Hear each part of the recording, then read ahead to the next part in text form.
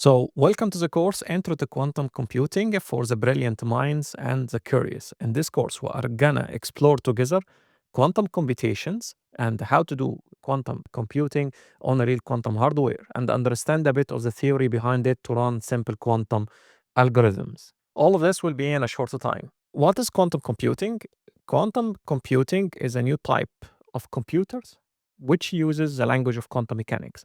With the language of quantum mechanics, we can do three main applications. We can perform quantum sensing with it, which means that we can create sensors that have accuracy beyond the available accuracy in classical sensors to measure things like the gravitational strengths, the vacuum fluctuations, and also having enhanced the GPS navigation and the mining exploration itself. We can also use it in quantum communications to send data and encrypt them. So we can use it for cybersecurity and cryptography, leveraging the properties of quantum mechanics. And finally, we can do quantum computation with it, which means that we can use physical systems and quantum systems to perform computations or to simulate other quantum systems as well. Of course, quantum mechanics is very complex and counterintuitive theory. However, there is many experiments which have verified those concepts. So we have to explore them with a bit of faith.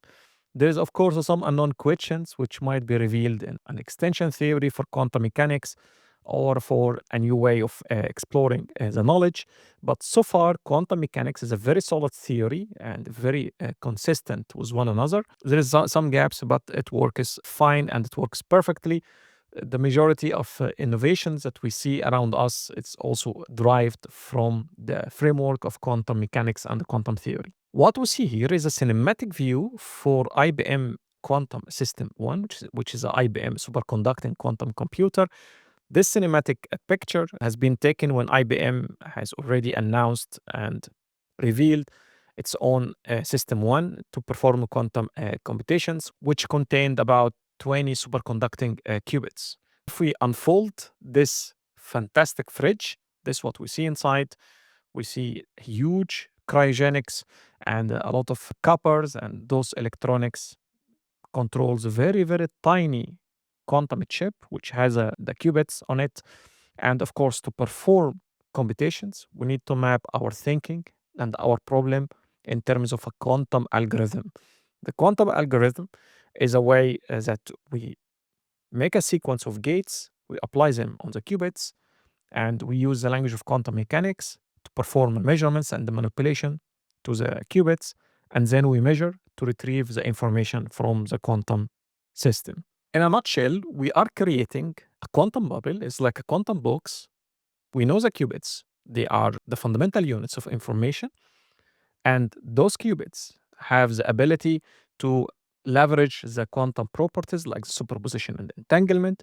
And then once we create this quantum box, we can manipulate the quantum state inside our box with a specific sequence or in a specific way, following a sequence of gates. And this sequence of gates is following a specific instructions of a quantum algorithm. And once we finish, we perform the measurements to retrieve the information from the quantum system and convert it back to classical information. And with that, we have four fundamental steps in any quantum flow.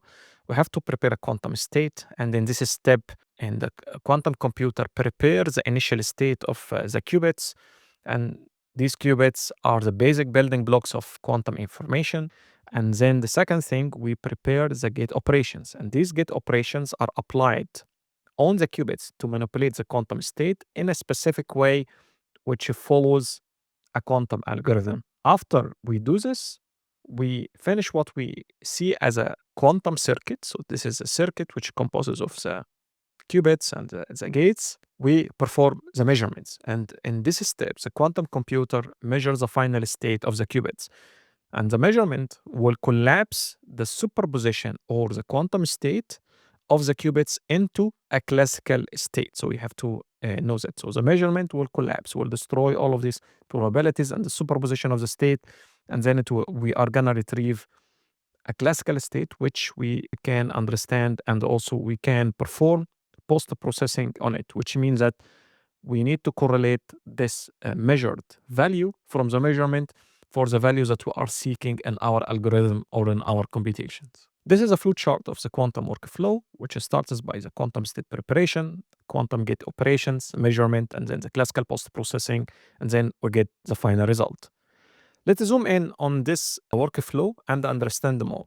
So, in a nutshell, we do problem preparation. So, if we wanted to do a computation on a quantum computer, we have to map our problem into the way that the quantum computer would perceive it and would work on it.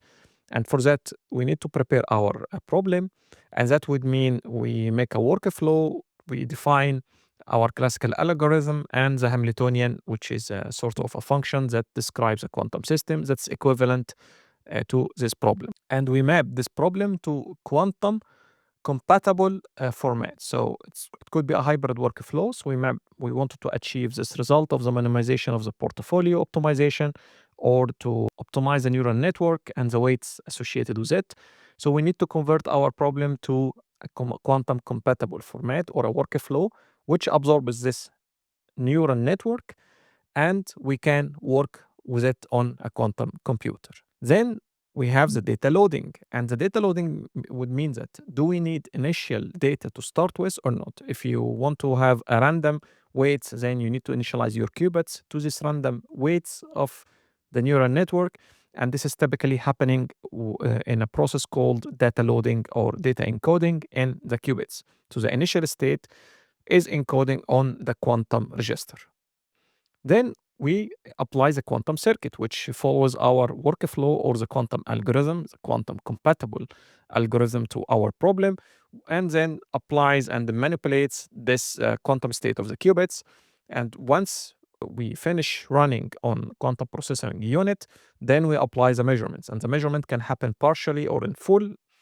And what we do is we collapse the state and we read the final results, which could be combination of zeros and ones, and then correlate this result to the results that we are looking for, either the minimum value for the portfolio optimization, like the minimum of the configuration space, which corresponded to the ideal point of investment between many stocks, or we can perform also classical post-processing to link it to the ideal weights of a neural network, or the energy or the ground energy state of, or the energy of the ground state of a particular molecule or a particular atom, and so on.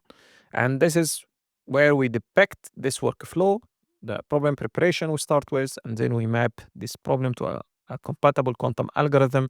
This done classically. Then here we come the quantum part.